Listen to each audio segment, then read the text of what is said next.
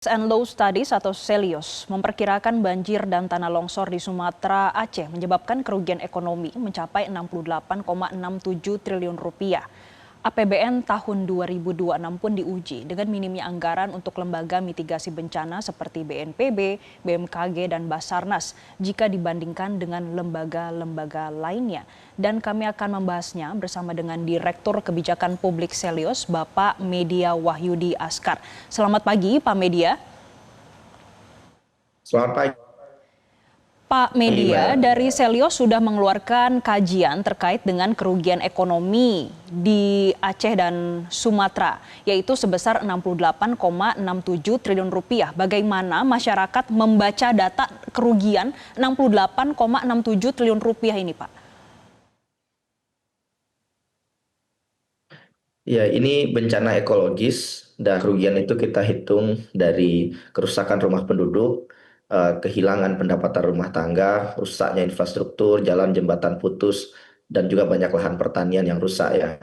Dan perlu dicatat juga bahwa ini kerugian hanya karena satu kali bencana ini. Jadi belum mengcover kerugian yang sudah berjalan 2-3 dekade terkait dengan deforestasi di Sumatera Utara, Sumatera Barat, dan Aceh. Jadi total kerugian karena deforestasi ini jauh lebih besar, Mbak, sebetulnya. Dan bahkan kalau kita identifikasi lagi, ini baru kerugian ekonomi saat ini yang dirasakan oleh masyarakat, dan belum lagi kerugian non ekonomi yang itu tidak bisa diuangkan sama sekali. Eh, Orang-orang yang meninggal, saudara kita yang meninggal, termasuk 3 juta warga terdampak ya, yang kemudian memperlambat pertumbuhan ekonomi ke depan dan juga meningkatkan kemiskinan. Jadi kerugiannya mungkin lebih besar dari itu, Mbak. Pak Media, 68,67 triliun rupiah ini bukan angka yang kecil ya. Kalau kita lihat dari sisi PDB, ini berapa besar dampaknya terhadap PDB, Pak? Oh, sangat besar sekali ya, meskipun Sumatera Utara, Sumatera Barat, dan Aceh itu juga kontribusi terhadap PDB tidak sebesar di Pulau Jawa. Tapi lagi-lagi sangat signifikan dampaknya pada pertumbuhan ekonomi ke depan juga ya, karena Sumatera Barat, Sumatera Utara itu juga penghasil hortikultura, termasuk juga beras untuk beberapa daerah lain, bahkan termasuk juga mendukung distribusi bahan makanan pokok ke Pulau Jawa juga gitu. Jadi dampaknya juga cukup signifikan, tapi mungkin dampak itu satu hal uh, berbeda yang kita bisa bicarakan di kemudian hari ya. Saya kira hari ini yang paling penting adalah 3 juta warga terdampak itu kemudian dipikirkan bagaimana recovery rehabilitasinya ke depan.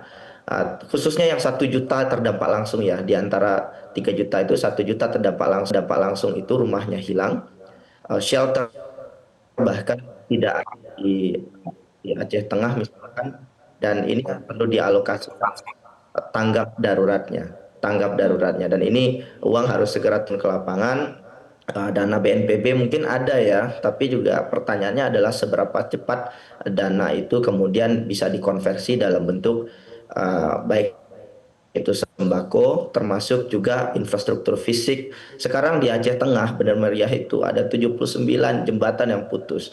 Nah, sekarang gimana caranya uang yang ada itu betul-betul menjadi bisa dikonversi jadi infrastruktur fisik, dan itu bisa dilakukan dengan cepat. Kalau tidak dilakukan dengan cepat, ini banyak desa yang masih putus hingga hari ini, bahan pasokan makanan nggak bisa masuk dan hanya bisa diakses lewat udara. Jadi tantangannya bukan seberapa banyak uang yang bisa disalurkan ke eh, Sumatera Utara, Aceh, dan Sumbar hari ini, tetapi seberapa cepat itu bisa sampai ke masyarakat, dan kita bisa menyelamatkan dulu masyarakat yang terdampak hari ini, jangan sampai malah meninggal justru karena kelaparan, gitu, Mbak. Pak Media, tapi kalau kita berkaca dari kejadian-kejadian sebelumnya terkait bencana sebelumnya, pemulihan biasanya terjadi berapa lama di masyarakat lokal, Pak? Eh, Kalau melihat parahnya kondisi hari ini ya, khususnya di Aceh Tamiang, itu bahkan bisa bertahun-tahun. Jadi akan sangat panjang sekali. Jadi untuk saat ini itu masih masuk dalam tanggap darurat ya, setidaknya dalam 3 bulan ke depan. Maka dalam tanggap darurat ini nggak usah dulu ngomong soal proyek, Nggak usah dulu ngomong soal bagaimana UMKM di cover, bagaimana bisnis berjalan. Stop dulu ngomong soal itu untuk beberapa bulan ke depan. Beberapa bulan ke depan yang dibutuhkan oleh masyarakat di sana, semua bahan makanan pokok itu masuk, jembatan kemudian bisa diperbaiki meskipun jembatan darurat, kemudian bisa dibantu. Banyak shelter itu belum ada di desa-desa itu. Jadi recovery itu satu hal kita bisa pikirkan bersama tentu saja di fase kedua bencana ini, tapi fase pertama kita belum selesai. Jadi masih banyak daerah-daerah yang masih belum terjangkau oleh bantuan saat ini. Dan saya tadi malam nelpon keluarga di Aceh ya. Jadi masih banyak yang masih sangat membutuhkan bantuan dari pemerintah, begitu Mbak. Jadi Oke. saya kira ini adalah bencana memang karena cuaca mungkin bisa dijadikan alasan ya, tetapi saya kira dampak dari bencana ini akan jauh lebih ringan apabila negara bisa hadir dengan cepat. Saya kira tantangannya itu Mbak hari ini begitu Mbak. Baik, Pak Media, kita juga melihat ada kabar dari BNPB yang memperkirakan total kebutuhan anggaran untuk pemulihan di Sumatera Aceh ini mencapai 51,82 triliun rupiah. Tapi kita akan juga melihat bagaimana kebijakan yang akan diambil dan juga bagaimana kesiapan APBN kita untuk pemulihan di Aceh dan Sumatera, Pak. Ya, jadi anggaran BNPB itu dari dana siap pakai ya, itu ada anggarannya. Jadi kalau bicara soal apakah 50 triliun itu ada, ya ada, bahkan lebih dari itu sebetulnya ada gitu.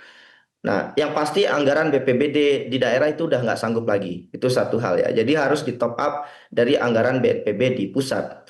Cuman kan ini lagi-lagi itu masuk ke tahap rehabilitasi ya. Sekarang BNPB kalau anggaran operasional itu kan mengalami pengurangan yang signifikan ya. Ya saya harap di 2026 ada APBN perubahan, BNPB harus diperkuat lagi pendanaannya untuk mitigasi bencana. Tapi khusus untuk Sumatera Utara, Sumatera Barat dan Aceh ini, eh, tadi juga disampaikan oleh Pak Purbaya, saya kira ke depannya adalah dana itu kemudian dikoordinasikan dengan baik dengan pemerintah daerah dan dana itu betul-betul turun ke daerah, ke desa, ke posko, termasuk juga perbaikan infrastruktur layanan publik seperti rumah sakit, sekolah, dan lain-lain. Jadi ini yang saya kira juga perlu dipikirkan bersama ya. Problemnya saat ini Mbak, meskipun uangnya ada, tapi kalau leadershipnya lemah, itu uangnya juga nggak akan sampai ke lapangan begitu. Jadi leadership saat ini yang perlu dilakukan. Sekarang kan pemerintah nggak mau ini jadi bencana nasional. Oke, nggak mau jadi bencana nasional. Terus leadershipnya seperti apa? Ini juga yang belum dirasakan oleh masyarakat terdampak. Kalau Baik. dulu pada saat tsunami ada BRR ya, ada koordinator, kemudian semua anggaran kemudian di-pool dan kemudian disalurkan dengan cepat. Saya kira tantangannya itu sekarang. Bagaimana Jadi menyalurkan anggaran anggarannya tersebut supaya bisa sampai langsung ke kemudian masyarakat bisa sehingga rehabilitasi bisa dialokasikan segera dengan cepat dan bisa dilakukan. Pak Media, kita akan kembali usai jeda headline news pukul 10 waktu Indonesia Barat. Tetaplah bersama kami dalam program Zona Bisnis.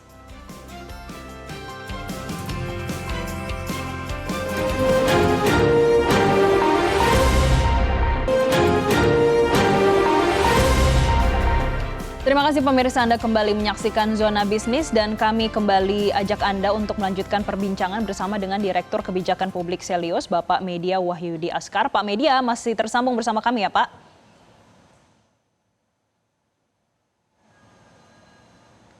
Pak Media? Baik, kita akan coba kembali menghubungi Bapak Media Wahyudi Askar selaku Direktur Kebijakan Publik Selios. Ini terkait kerugian bencana Sumatera Aceh dengan kajian dari Selios estimasinya mencapai 68,67 triliun rupiah. Dan kami akan kembali mengajak Anda untuk berbincang dengan Bapak Media Wahyudi Askar selaku Direktur Kebijakan Publik Selios. Pak Media masih tersambung bersama kami, Pak. Halo Mbak, baik. Baik. Pak Media tadi sudah menyampaikan beberapa hal yang masih menjadi PR dari pemerintah untuk membangkitkan kembali Sumatera dan juga Aceh.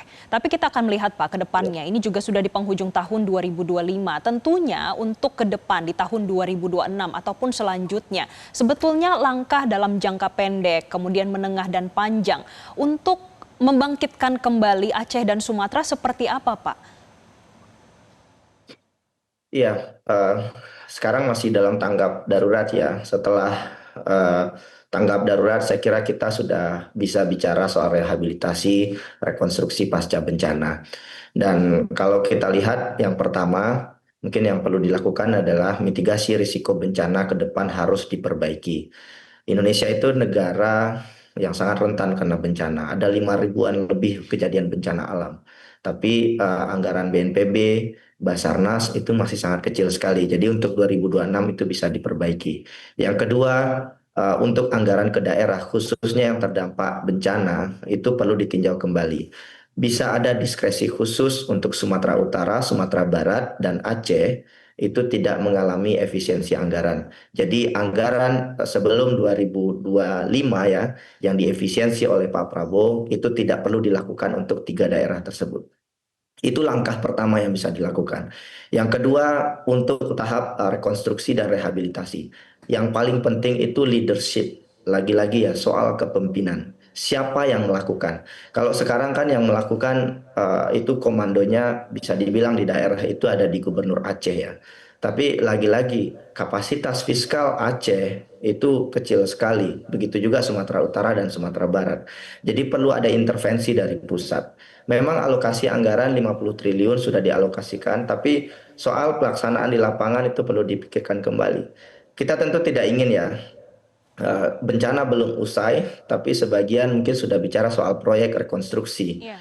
yang kemudian nanti takutnya malah uangnya bocor. Jadi komitmen ke depan setelah bencana ini tanggap daruratnya usai, rehabilitasi harus dilakukan dengan terintegrasi, terkelola, dan kemudian dihitung kembali kerugiannya. Saya hanya ingin bilang, Mbak, kerugian hari ini itu tidak setara atau tidak mencerminkan kerugian sebenarnya. Jadi deforestasi di 3 provinsi itu sudah terjadi setidaknya 20 tahun. Karena perusahaan ilegal, termasuk yang legal juga, logging sawit itu tidak membayar eksternalitas negatifnya. Dan kalau perusahaan itu bayar, sebetulnya mereka harus membayar lebih banyak kepada negara, tapi itu kan tidak terjadi. Dan sekarang masyarakat kan hanya bisa meminta kepada negara untuk bertanggung jawab. Dan kalau dihitung lagi kerugiannya ya, selama 20 tahun terakhir saya hitung tadi malam, itu per orang setidaknya dari 3,3 juta yang terdampak itu bisa dapat 480 juta rupiah. Hmm. Masyarakat Baik. menuntut ke siapa ya? Ke negara. Hmm. Dan mungkin fiskal kita nggak sanggup 480 juta per Hmm. orang. Nah, mungkin bisa dicicil selama 5-10 tahun. Dan kalau pemerintah komitmen, per orang mungkin bisa dapat cash 20-an juta sekarang ya. Itu di luar kerusakan rumah, sawah, dan lain-lain yang masuk dengan aturan perundang-undangan pasca bencana. Tapi Ya. lagi-lagi saya melihat ini soal keberpihakan juga ya. Ini kita bicara soal nyawa manusia, soal kehidupan masyarakat di 3 daerah tersebut. Kalau ini gagal diantisipasi, gagal di diselesaikan masalahnya oleh pemerintah, maka kita akan melihat dalam beberapa tahun ke depan kemiskinan di Aceh, Sumatera Utara, dan Sumatera Barat akan meningkat. Ini belum Baik. lagi risiko kalau jangan sampai ya terjadi bencana lanjutan di tahun-tahun ke depan. Baik, Pak Medi, ini artinya masih banyak sekali PR dari pemerintah yang perlu dilakukan untuk kembali membangkitkan Aceh dan Sumatera dan juga terkait dengan prioritas untuk tahun-tahun selanjutnya. Pak, di tahun-tahun selanjutnya apakah ini artinya perlu pergantian prioritas untuk APBN kita tidak hanya di tahun 2026 tapi dalam jangka panjang ke depannya. Misalnya saja untuk menunda proyek yang kurang mendesak dan juga menggeser dana ke mitigasi bencana dan juga reforestasi. Betul, Mbak. Maka obrolan di media sosial kadang juga perlu didengarkan oleh pemerintah ya. Bahkan ada selentingan yang bilang 1 hari itu habis 1,2 triliun untuk MBG. Kenapa itu tidak digeser aja 1 hari itu bahkan sudah bisa mengatasi banyak persoalan di 3 provinsi itu.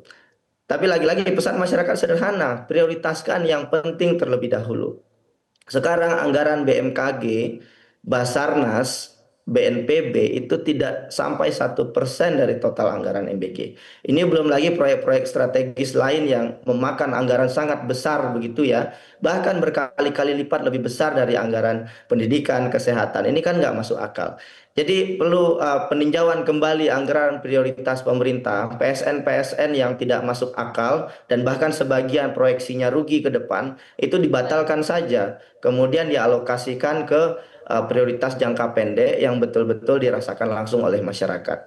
Dan Oke, pemerintah kan akan selalu bilang ya, anggaran Perlinsos kan sudah tinggi, tapi perlu dicatat juga ya, nggak semua anggaran Perlinsos itu masuk ke wilayah-wilayah terpencil, termasuk juga ke daerah yang berkaitan dengan bencana. Jadi baik. anggaran Perlinsos itu tidak diperuntukkan untuk kebencanaan. Itu yang mirisnya gitu. Jadi Oke, perlu prioritas. Jadi anggaran-anggaran kemudian bisa digeser kembali sehingga prioritas untuk fase bencana ya tidak hanya hmm, pada saat bencana terjadi, baik. tapi juga sebelum bencana terjadi itu juga dialokasikan begitu, Baik, Mbak. akan melihat bagaimana prioritas selanjutnya, terutama belajar dari pengalaman-pengalaman dan juga akhir tahun di tahun 2025 ini. Terima kasih Bapak Media Wahyudi Askar, Direktur Kebijakan Publik Selio, sudah memberikan insight-nya bagi pemirsa Metro TV. Jelajahi cara baru mendapatkan informasi. Download Metro TV Extend sekarang.